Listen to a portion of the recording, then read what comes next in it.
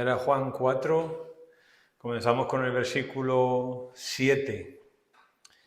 Dice: amados, amémonos unos a otros, porque el amor es de Dios. Todo aquel que ama es nacido de Dios y conoce a Dios. El que no ama no ha conocido a Dios, porque Dios es amor. En esto se mostró el amor de Dios para con nosotros, en que Dios envió a su Hijo unigénito al mundo para que vivamos por Él. En esto consiste el amor, no en que nosotros hayamos amado a Dios, sino en que Él nos amó a nosotros primero y envió a su Hijo en propiciación por nuestros pecados. Amén. Creo que un poquito baja, creo que está muy fuerte, ¿no? Sí, pero... Bien. Vamos a hablar sobre el amor de Dios en esta tarde. Vamos a empezar a hablar. Probablemente es lo más difícil de entender. El amor, probablemente lo más difícil de entender del amor de Dios sea su amor por nosotros. Si somos honestos, esa es una de las cosas que más nos pueden costar entender. El amor de Dios por cada uno de nosotros. No sabemos lo que es el amor. No lo sabemos y quizás nunca lo sepamos, pero sí que podemos saber cómo se manifiesta y que ese amor es suficiente para nosotros. Es decir, como en otros de los atributos que hemos visto, nunca vamos a poder llegar a entender qué significa el amor de Dios, porque entre otras razones que vamos a ver, como Dios ama, solo Él puede hacerlo. Y nosotros, para amar a alguien o a algo, hay otros ingredientes que no entran en Dios. Así que nunca posiblemente sabremos exactamente qué es el amor de Dios, pero sí lo que sabemos es cómo se manifiesta. Eso es lo que Juan aquí dice. Dice: Dios es amor. ¿Cómo lo sabemos? En que Dios nos amó a través de Jesús. O sea, la manifestación del amor fue a través de Jesús. Si lo podemos entender esto, ¿no? La definición típica para hablar de esto es la del apóstol Juan. Dios es amor, que está aquí cuando hablamos, ¿no? Dios es amor. Pero veamos lo que varios comentaristas nos dicen y qué es lo que significa Dios es amor aquí en este texto. Por ejemplo, A.W. Tozer nos dice que esta expresión Dios es amor no es una definición de Dios, no está definiendo a Dios. Cuando dice que Dios es amor, no es una definición de Dios. No está definiendo a Dios. Ahora vamos a explicar por qué. Él dice, para empezar, la Biblia no dice exactamente lo que Dios es en su esencia interior y más pura. Cuando tú vas a la Biblia no agota lo que Dios es en su esencia más pura. Te dice ejemplos, te da ilustraciones, etcétera, pero ¿qué es Dios en su esencia más pura? No lo sabemos y probablemente nunca lo sabremos. Dice él. Nadie, excepto Dios mismo, puede concebir lo que Dios es. Él es inconcebible y no puede ser comprendido porque Dios es incomprensible. Así que cuando él dice Dios es amor, Tozer nos dice no está definiendo a Dios, sino que nos está dando una característica de Dios. Por ejemplo, J.L. Parker, que también es un gran escritor, nos dice: la expresión Dios es amor no encierra la verdad total acerca de Dios en lo que respecta a la Biblia. Es decir, Parker dice, con Dios es amor no agota todo lo que Dios nos dice acerca de Dios en la Biblia. No lo podemos reducir a Dios a una definición de 3 palabras. Sigue diciendo él, no es tanto una definición de Dios, sino un resumen. Así que no es correcto usar la declaración de Juan como si con ella explicaras a Dios y aún pusieras en tela de juicio, por ejemplo, la justicia de Dios. Porque si, claro, decimos que todo lo que Dios es amor, ¿excluyes o cómo explicas la justicia de Dios? ¿Entendéis? O sea, es simplemente un resumen. Y termina él diciendo, por ejemplo, él lo extiende muchísimo, yo he resumido en una frase lo que él usa 10 páginas para explicar, Parker. Dice, por ejemplo, Juan también dice en su Evangelio, Dios es espíritu. o Dios es luz, pero no es que Dios sea, la esencia de Dios sea solo que es espíritu. En el texto de espíritu es cuando la mujer samaritana le dice, nuestros padres adoraron aquí, y entonces Jesús le dice, no, mira, Dios es espíritu y los verdaderos adoradores adorarán al Padre en espíritu y en verdad. O sea, como un contraste, ¿no?, entre que ella estaba pensando la adoración como algo material, como un lugar. Y cuando dice Juan, Dios es luz, es un contraste con las tinieblas, con el pecado y con ciertas cosas. Dios es luz, ¿por qué? Porque Él resplandece sobre todas las cosas. Así que cuando usamos que Dios es espíritu y Dios es luz, una expresión muy parecida a la de aquí de Juan, no, por eso no creemos que son definiciones de lo que Dios es. Por ejemplo, Berkov, el que hizo una teología sistemática que es muy buena, él dice, ¿no?, acerca del amor de Dios, dice él, es aquella perfección de Dios que lo impele, o lo impulsa, lo anima eternamente a comunicarse.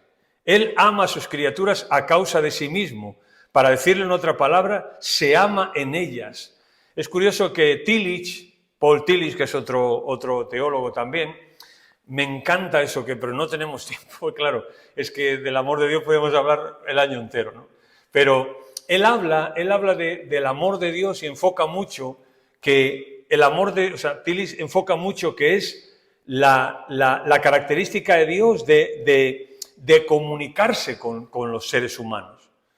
Es la forma en la que Él se comunica con los seres humanos, mostrándose como un Dios de amor y amándoles. O sea, Paul Tillich dice que más que una característica propia de que Él es amor, por supuesto, ¿no?, en la Biblia se enfoca y se canaliza en su deseo o su necesidad de comunicarse con los seres humanos y demostrarle que Él es amor. Así que Él mismo se ama en nosotros.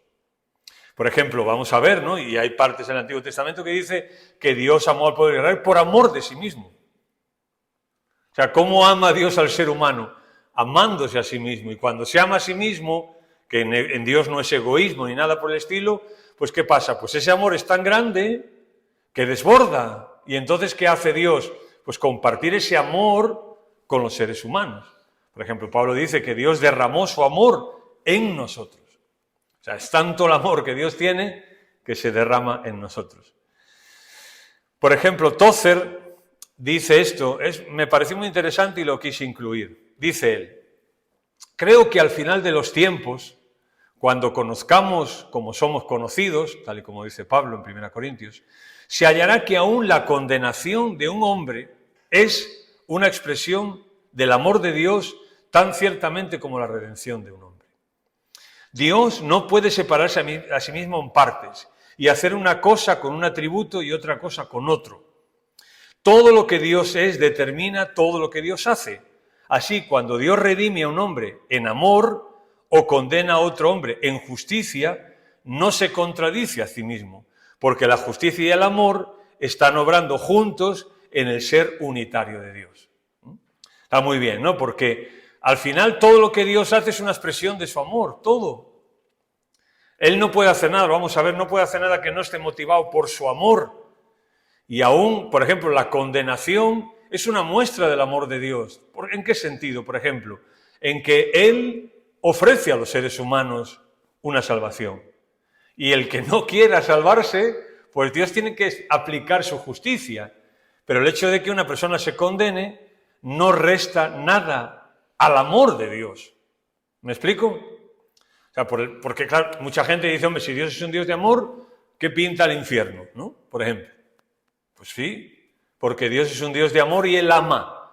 Y su manera de amar es como lo vemos, entregándose, ofreciéndose, dando todo y esperando que el ser humano tenga una respuesta a ese amor.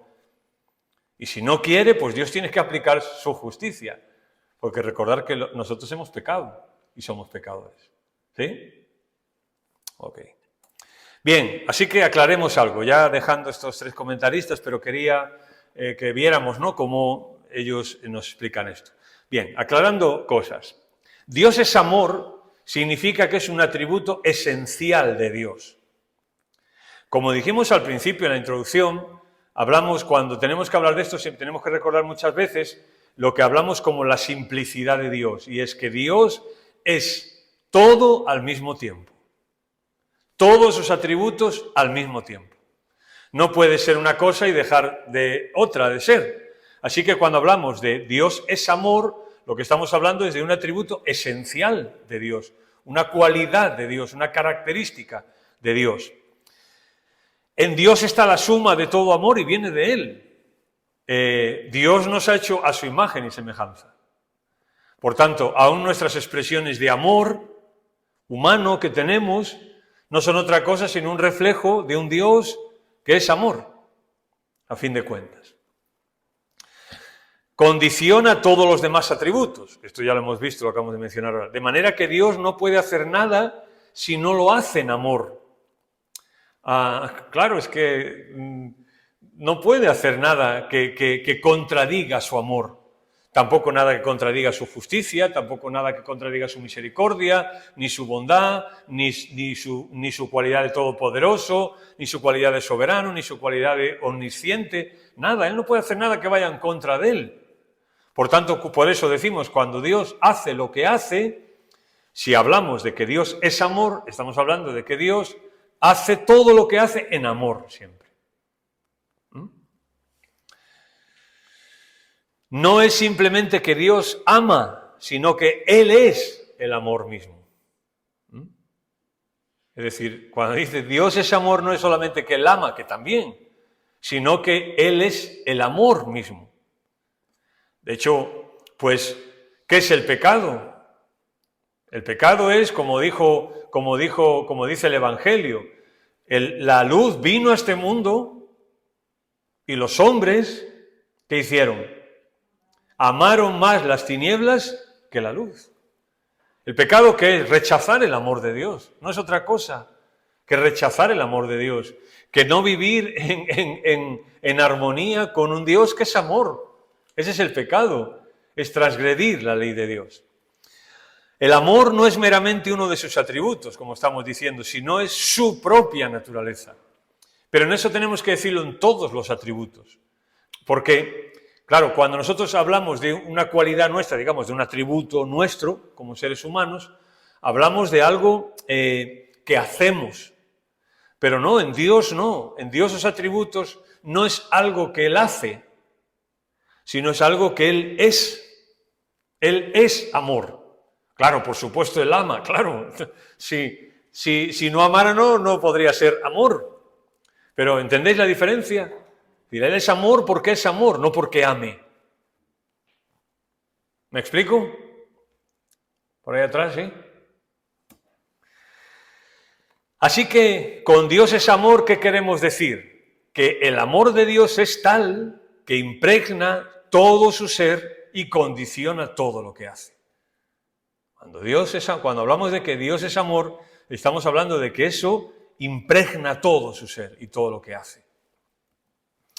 Nada de lo que Dios hizo, hace o hará es hecho aparte de su amor. Nada. Nada.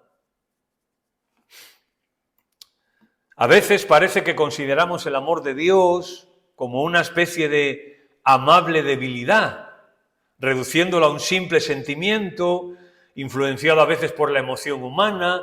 Bueno, es que Dios nos ama porque pobrecitos nosotros, y como somos muy malos y Él es muy bueno, pues bueno, nos ama, y como nos portamos muy mal, pero Él es amor, pues estamos reduciéndolo a una amable debilidad, como si como si el amor fuera una debilidad.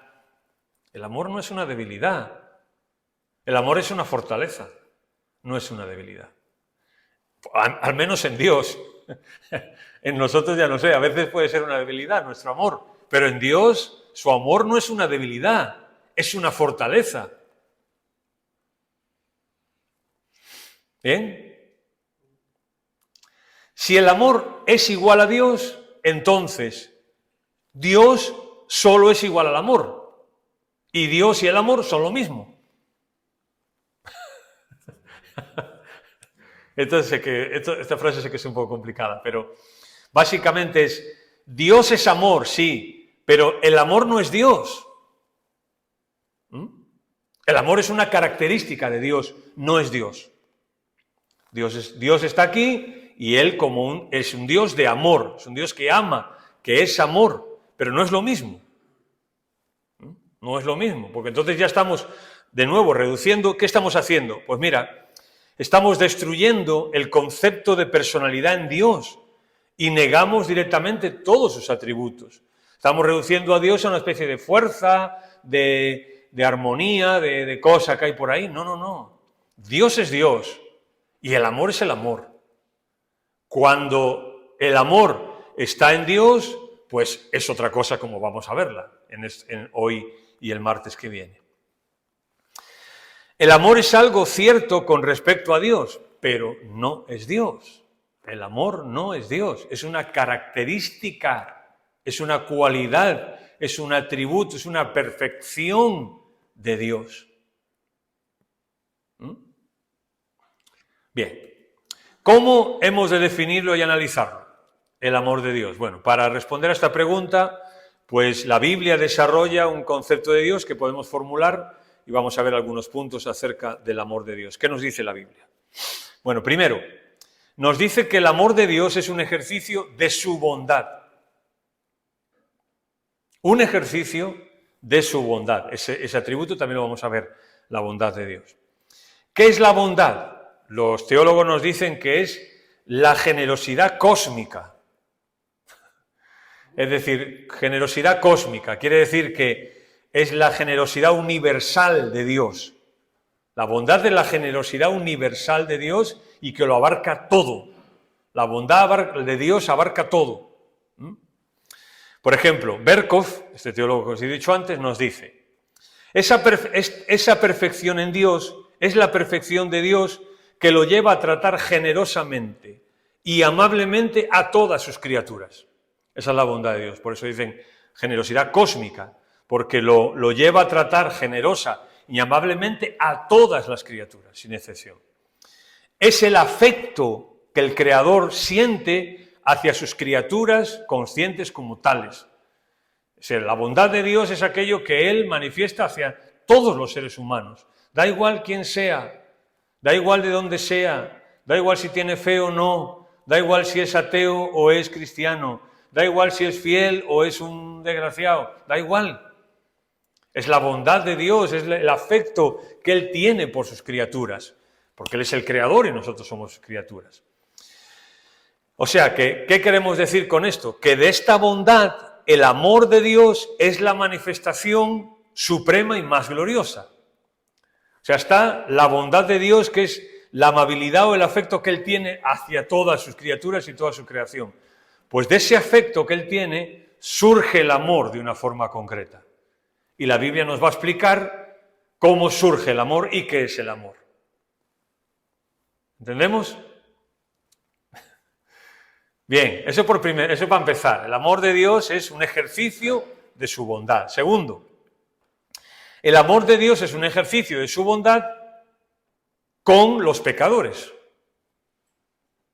Bien, entramos aquí. Dice, el amor como tal tiene el carácter de misericordia y gracia. El amor no es cualquier amor. Es un amor que tiene en su carácter, en su esencia, lleva la misericordia y la gracia. Vamos a ver, ¿no? Por ejemplo, por su amor hacia los pecadores, luego lo vamos a ver, pero ¿qué quiere decir la gracia de Dios? Que Él nos ama. Exactamente, que Él nos ama sin merecerlo. Eso es la gracia. Bien, pues su amor va impregnado, tiene el carácter de la gracia. Porque cuando Él ama sin que nosotros lo merezcamos. ¿Sí? El amor es una manifestación de la generosidad de Dios que no solo es inmerecida, sino que es contraria a los merecimientos. O sea, si Dios tuviera no solamente que Dios nos ama sin merecerlo nosotros, sino que es contrario a los puntos que nosotros tenemos. Como nos decían nuestras madres cuando éramos pequeños, ¿no? Para los más veteranos del lugar. Mi madre por lo menos me decía,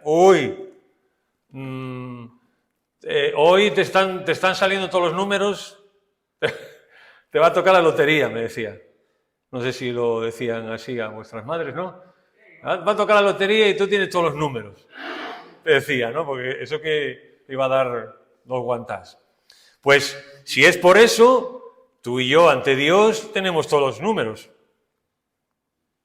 para que nos toque la lotería, pero en el mal sentido, ¿no? Porque los que somos objetos del amor de Dios somos seres que pecamos con una naturaleza corrompida y merecemos la condenación. Por eso estamos hablando de que es un ejercicio de la bondad hacia los pecadores. Pero cuando estamos hablando de que Dios nos ama, pues no está amando a cualquiera. Está amando a gente que no se lo merece. Y no solo que no se lo merece. Si no se lo mereciera y bueno, pues estaría ahí neutral, pues todavía. Pero nuestros hechos atentan contra Dios.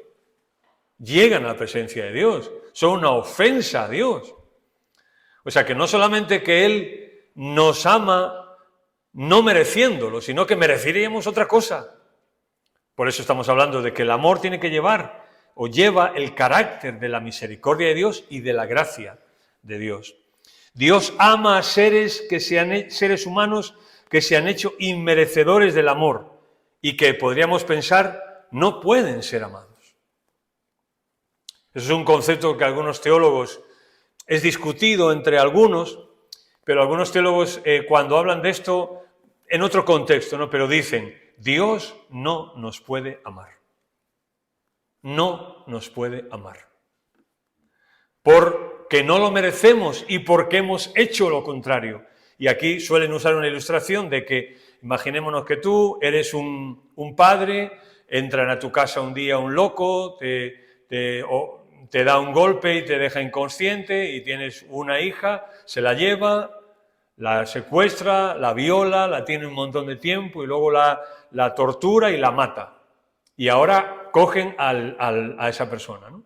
Y va un juez a un juicio. Y en el juicio el juez dice, bueno, mira, este hombre es verdad que ha hecho estas barbaridades, pero como yo soy un juez muy bueno, muy bondadoso, pues nada, a la calle. ¿Qué pensarías de ese juez?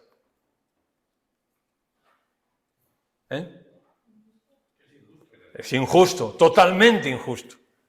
Pues eso es lo que aplican estos que hablan de esto y dicen, Dios no nos puede amar. ¿Por qué no nos puede amar? Porque son tal las barbaridades que hemos hecho contra Él, que no puede decir, no pasa nada. No puede amarnos. Ahora, ¿cómo resolvió eso Dios? Con Cristo. Dios resolvió eso con Cristo. Y por eso ellos dicen, no puede. El amor de Dios está derramado, manifestado, lo vamos a ver, en personas a las que no puede amar, porque va en contra de su naturaleza, digamos, en contra de otros de sus atributos. Pero sabemos que, como David acaba de decir, es en Cristo. Y Dios en Cristo carga, digamos, todo lo que tú y yo merecíamos. De manera que Él sigue sin poder amarnos, pero nos ama por causa de Cristo. Y nos salva por causa de Cristo. Y luego ya, pues evidentemente, ahora que lo conocemos, pues la Biblia nos dice que se comporta como un padre con nosotros. Claro, ahora sí hay una relación. No había en nosotros, objetos de su amor, nada que lo provocara. ¿Qué tengo yo que puede provocar el amor de Dios hacia mí? Nada hay en el hombre que pudiera merecer o provocar su amor. Nada. O sea, Dios hemos visto, la santidad de Dios. ¿Quién alcanza la santidad de Dios? Cuando hablamos a una persona creyente, ¿no? y no creyente y le mencionamos porque todos están destituidos, porque todos pecaron y no alcanzaron la gloria de Dios. ¿Qué queremos decirles? ¿No? Que no hay nadie que alcance, nadie, absolutamente nadie. Pues esto es verdad, ¿no? Nadie puede. ¿Quién merece? ¿Qué puedes hacer para merecer? Nada. Nosotros amamos porque hay algo que despierta nuestro interés en la otra persona o cosa. Por ejemplo, pues Dani ama el fútbol, creo, ¿no? Todavía, sí. ¿Por qué? Pues porque el fútbol despierta un interés en él. le gusta, por lo que sea, tal cual. O cuando tú te vas a casar con una chica o con un chico, pues te casas porque ese chico te gusta, esa chica te gusta, y te enamoras de él o de ella, por su cara, por sus ojos, por cómo es, por lo que sea. Hay un motivo por lo cual yo quiero a esa persona. Pero su amor, el amor de Dios es libre, es espontáneo, es inmotivado. Dios ama a los hombres porque ha elegido amarlos, no por otra cosa. No podía haber nada en nosotros. ¿Qué se puso? ¿A ver a quién amaba, cómo amaba? No puede. Charles Wesley, habéis oído hablar de él seguro, Charles se llama, ¿no? Wesley, dijo acerca de Dios y del amor de Dios, dijo, nos ha amado, porque quiso amar, y para su amor no se pueden dar razones, salvo su soberana buena voluntad. No hay razones.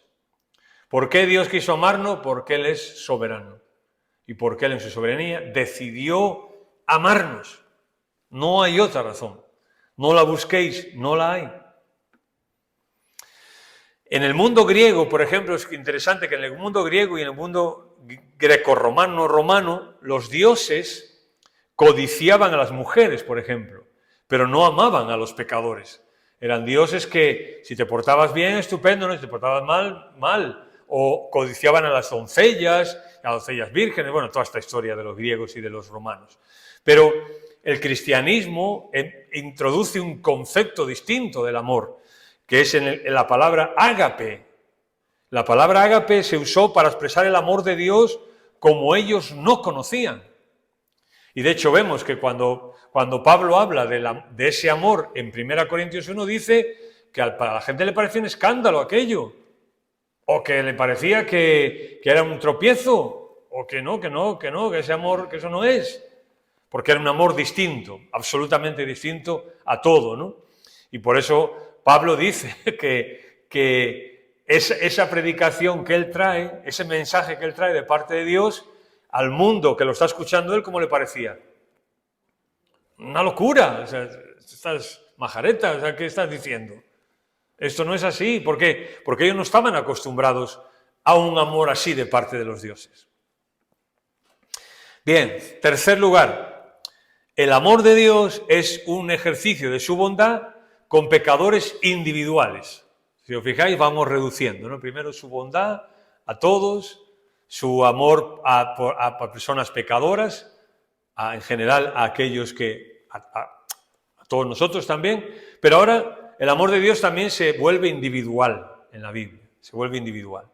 Por ejemplo, no se trata de una voluntad difusa y vaga, sino un amor específico y particular a cada criatura. Cuando la Biblia habla de que Dios es amor, no está diciendo, pues que el amor es algo etéreo, algo que está ahí, quién sabe dónde, o qué significa, o no. No es algo difuso y vago, que pues un día nos fundiremos con el amor y todo esto lo que los hippies decían, ¿no? Cuando en su momento hablaban del amor, no. Por ejemplo, 1 Tesalonicenses 2.13 lo podemos leer. 1 Tesalonicenses 2.13. Dice, por lo cual también nosotros sin cesar damos gracias a Dios de que cuando recibisteis la palabra de Dios que oísteis de nosotros, la recibisteis no como palabra de hombre, sino como según que es verdad. La palabra de Dios, no, este no es. ¿Será segunda? Si no, lo dejamos. Sí, segunda Tesalonicenses 2.13. Pero nosotros debemos dar siempre gracias a Dios respecto a vosotros, hermanos amados por el Señor. ¿Veis? Ahí está el concepto, amados por el Señor. De que Dios os haya escogido desde el principio para salvación, mediante la santificación por el Espíritu y fe en verdad. Bien, simplemente quiero rescatar una cosa de aquí. Les habla de que Dios les amó desde el principio, etc. Dice, y os ha escogido. Lo cual habla de algo más individual, algo más concreto de parte de Dios. Desde la eternidad pasada, el deseo y la voluntad de Dios ha sido salvar personalmente a cada criatura. De hecho, el Evangelio en muchos momentos se da como un mensaje a la humanidad, pero como un mensaje también a cada persona. Bien, sigamos. En cuarto lugar, el amor de Dios hacia el pecador le hace identificarse con el bienestar de ellos, con el bienestar de aquellas personas a las que ama. En toda expresión de amor está este ingrediente. Es más, es una prueba de si es genuino o no. O sea, si tú dices que amas a una persona, pero no procuras el bienestar de esa persona, de una u otra forma, no la amas. Ese procurar el bienestar, el bien de la otra persona, es una demostración, incluso para nosotros como personas, de que el amor es genuino. Si no le demuestras tu amor de ninguna manera, o si yo no demuestro el amor de ninguna manera, entonces no estoy amando a la otra persona, me estoy amando a mí mismo, ¿no? Pero cuando en el amor tiene que haber una manifestación que procura el bien y la felicidad de la otra persona, ¿sí o no? Bueno. Un padre, por ejemplo, no se despreocupa y se desinteresa por su hijo. Bueno, lo sabrá, pero lo normal es que no.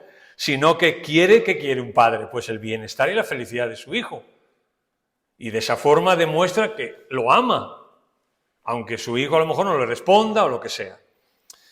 Por ejemplo, en la Biblia tenemos este sentido, claro, no podemos especificar absolutamente todo lo que estamos hablando, ¿no? Pero la parábola del hijo pródigo, hay un hijo que no se ha comportado como un hijo, pero hay un padre que quiere, aún a pesar de eso, quiere el bienestar y la felicidad de su hijo. Y cuando ese chaval llega a su casa, ¿cómo lo recibe el padre? Pues lo recibe. Y aquí está tu casa, siempre ha sido mi hijo y lo sigue siendo. Y hay un banquete que se hace, porque ahora el padre entiende que puede ayudar al bienestar y a la felicidad de su hijo. Así es el amor de Dios hacia el hombre.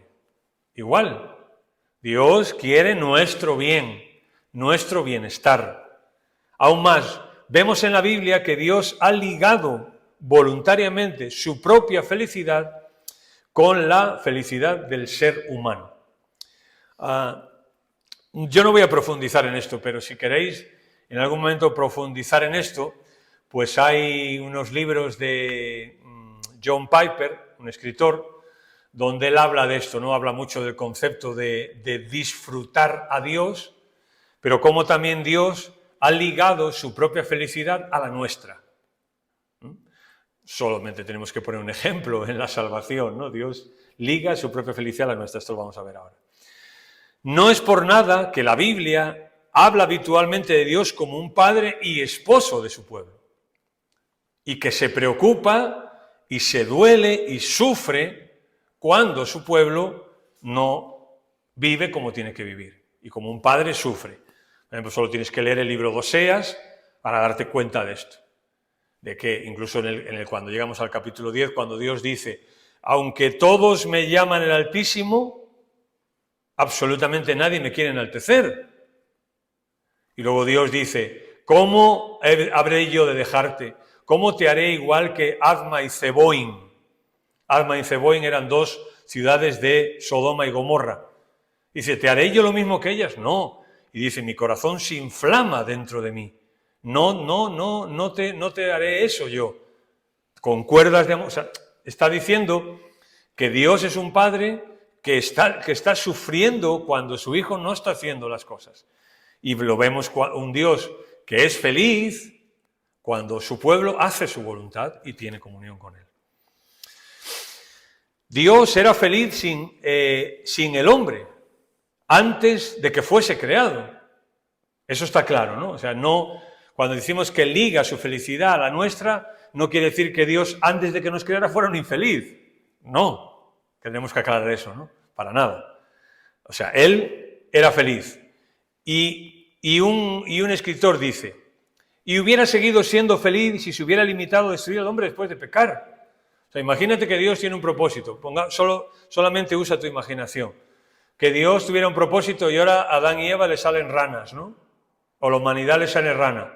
Y cuando hay el diluvio, en vez de dejar a 8 como dejó, borrar a todos.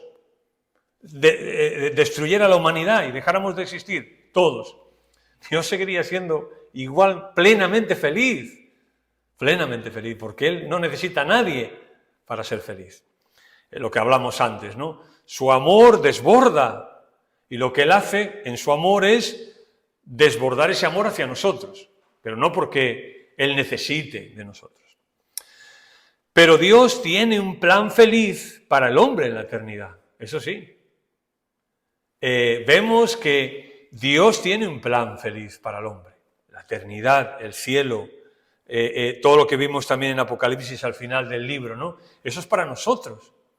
Y por tanto Dios liga su propia existencia, digamos, o sea, cuando el mundo deje de existir tal como nosotros vemos, y empiece la eternidad, vemos ahí cómo, eso lo explicamos, ¿no?, cuando estudiamos Apocalipsis, vemos cómo ese principio que Dios quería lograr con Adán y Eva, de vivir entre ellos y que ellos fueran felices con Dios y Él relacionarse con ellos, a partir de que Satanás sea juzgado y todo eso, ese principio se va a repetir con nosotros en la eternidad.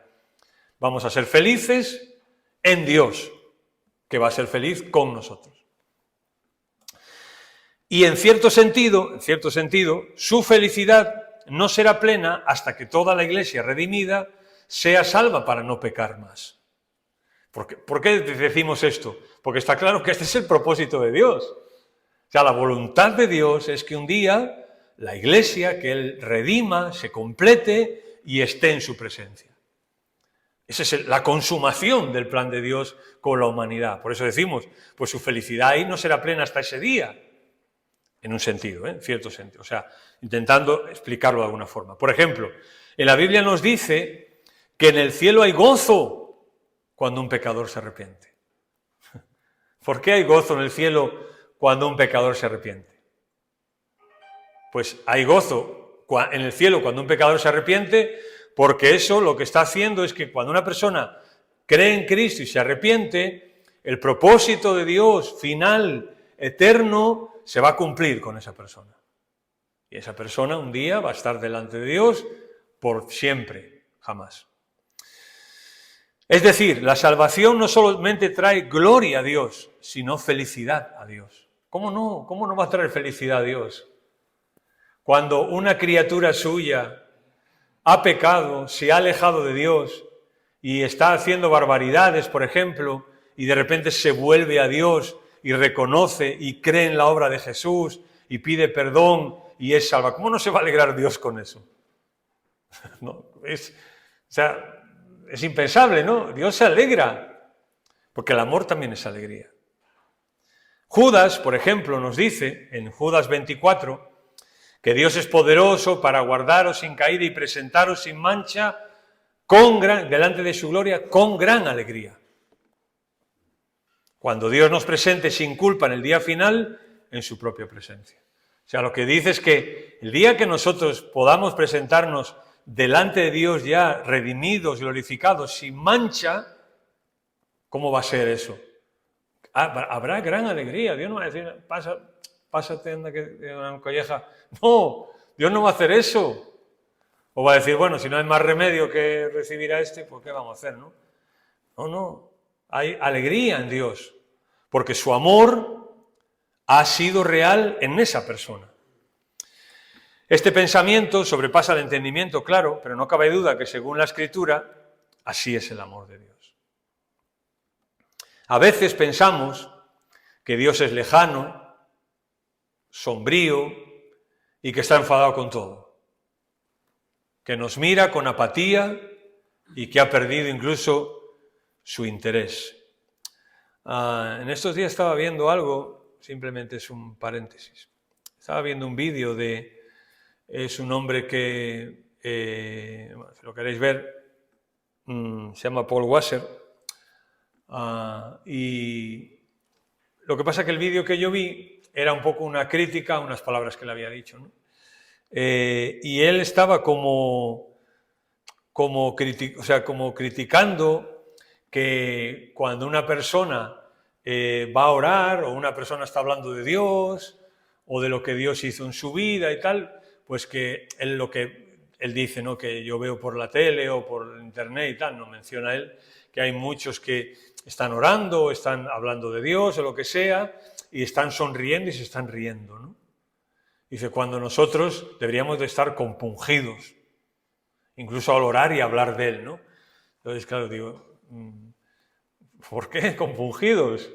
Bueno, pues hay tiempo para la tristeza y hay tiempo para la alegría también.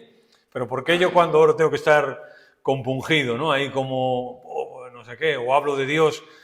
Se supone que en alguna forma cuando hablamos de Dios incluso nuestro rostro tendría que reflejarlo, porque estamos hablando de lo más grande que tenemos, ¿no? Como si un chico ahora, Dani, se encuentra una chavala por ahí, ¿no? Y se hace novia con ella, y cuando habla de ella dice, bueno, esta María, es que... Pues entonces dices, algo pasa ahí, ¿no? Lo que se supone es que cuando habla de su novia, pues cuando la tenga, pues hablará bien y con alegría. Dios odia el pecado, claro, y nunca podrá mirar al pecado con agrado, nunca. Pero donde los hombres tratan de cumplir su voluntad, Él responde con un afecto genuino. Claro, Dios odia el pecado, sí. Esto, bueno, de paréntesis, ¿no? Hay un gran debate con esa frase que se dice, ¿no? Que Dios odia al pecado, no. Odia al pecado, pero ama al pecador. Y ahí hay unos que están de acuerdo y otros no. Unos que están de acuerdo, otros no. Lo que Dios nos ama, lo que Dios no ama, lo que Dios no ama es tu pecado, ni mi pecado. Pero al pecador sí, ¿no? Si no, ¿cómo nos hubiésemos salvado si no nos ama? Ah, claro. Ahora, que si estamos hablando con eso, que tenemos que tener cuidado, como diciendo, como algunos dicen, es que eso es un peligro, porque es una forma como de justificar, ¿no? Bueno, pues como Dios odia el pecado y me ama, pues pues yo puedo hacer lo que sea que me sigue amando. Alguien que diga eso, está claro que primero no se ha enterado de las cosas y segundo, su motivación, pues deja mucho que desear. Pero ahora, Dios nos ama. ¿Qué somos tú y yo?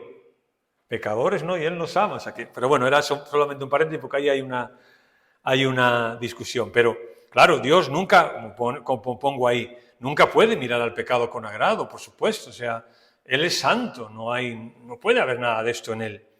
Pero cuando el hombre responde, Dios responde con agrado también. Dios se alegra cuando nosotros dejamos algo en nuestra vida que está mal y nos volvemos a Él. Porque hemos usado la ilustración de un padre, claro, aquí hay que explicar las cosas de alguna manera. Pero un padre, bueno, en estos días estábamos escuchando la historia, ¿no?, de alguien que su hijo, pues, se le cruzaron los cables y llevaba sin ver a su madre 3 años y medio. Y de repente entró por casa. ¿Cómo crees que fue la reacción de la madre? ¿Tú cómo crees que fue? Pues claro, alegría, es su hijo. Lo recibió y un abrazo, un beso, aquí está tu casa, vengo a quedarme, no tengo dónde estar, aquí tienes tu casa, ya está. Ese chaval durmió toda la noche y al día siguiente dijo que hacía años que no dormía 2 horas seguidas, pero estaba en su casa, en su habitación de toda la vida, donde había crecido y ahí durmió. Bien, pues lo mismo Dios, ¿no? ¿Cómo va a rechazarnos Dios?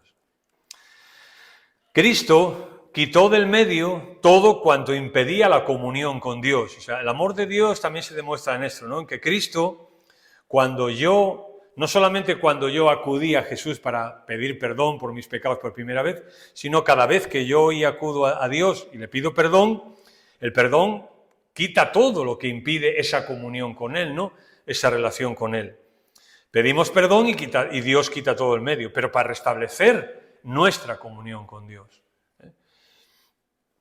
Por ejemplo, en Cristo somos objeto del amor y la alegría de Dios. El texto de Sofonías.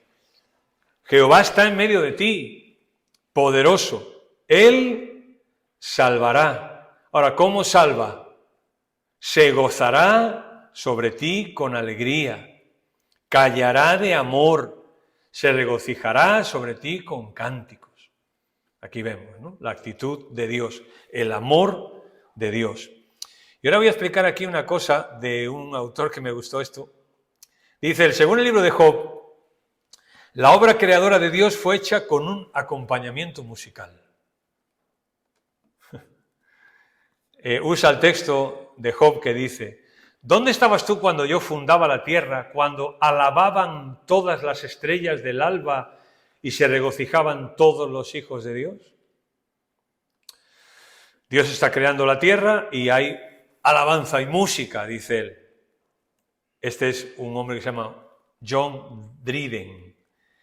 Y él lleva esta idea un poco más lejos aún, aunque quizá no demasiado lejos de esta verdad. Él dice, mirad, desde la armonía celestial comenzó el marco de este universo. Cuando la naturaleza yacía debajo de un montón de átomos en desconcierto y no podía levantar la cabeza, se oyó de lo alto la melodiosa voz. Esto está usando poesía, ¿no? Levántate, tú que estás más que muerta. Entonces el frío y el calor, la humedad y la sequedad saltaron por orden a sus estaciones y obedecieron al poder de la música.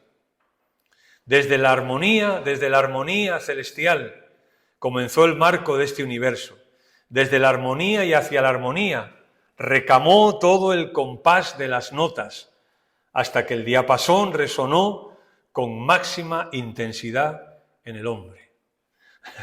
Me encantó porque está expresando, ¿no?, cómo, basándose en el texto que Job trata, ¿no?, cómo aún en la creación hay ese amor de Dios, ese amor alegre, esa espontaneidad en Dios, cómo el amor de Dios brota hacia sus criaturas, cómo Dios está creando las cosas, está diciendo, vio Dios que era bueno, y vio Dios que era bueno, cómo Dios crea al hombre y le dice, esto es bueno en gran manera, porque él luego lo trata, ¿no? Cómo Dios le dice al hombre, mira, ahora multiplícate, aquí os pongo juntos, a ti, a tu mujer y a ti, disfrutar de la vida, llenad la tierra, servidme. O sea, él dice que uno puede ver, y es verdad, ¿no?, si lo ves con estos ojos, claramente un estallido de la creación que Dios hace, no solamente es creatividad, sino un estallido de amor, de alegría, de creatividad, de propósito,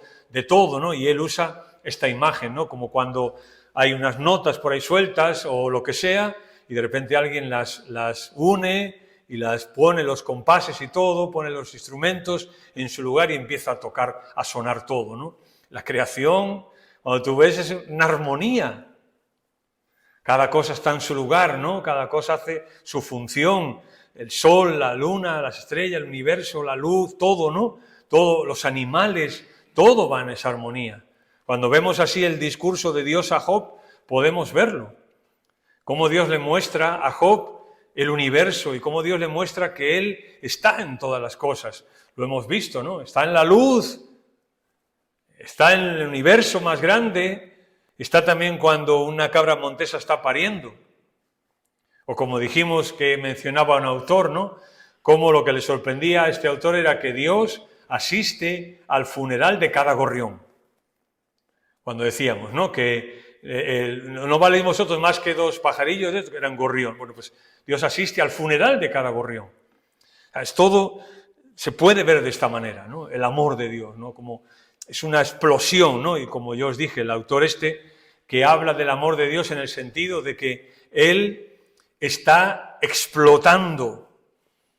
O sea, su amor es tal, ¿no?, que explota, que se derrama, que lo ocupa todo, lo llena todo absolutamente. La letra E. El amor de Dios con los pecadores se expresó dando a su Hijo para que fuese nuestro Salvador. No, vamos a dejarlo aquí. Sí, porque mejor lo dejamos aquí. Bien, la semana que viene pues daremos la segunda parte del tema del amor. ¿Alguna pregunta o comentario?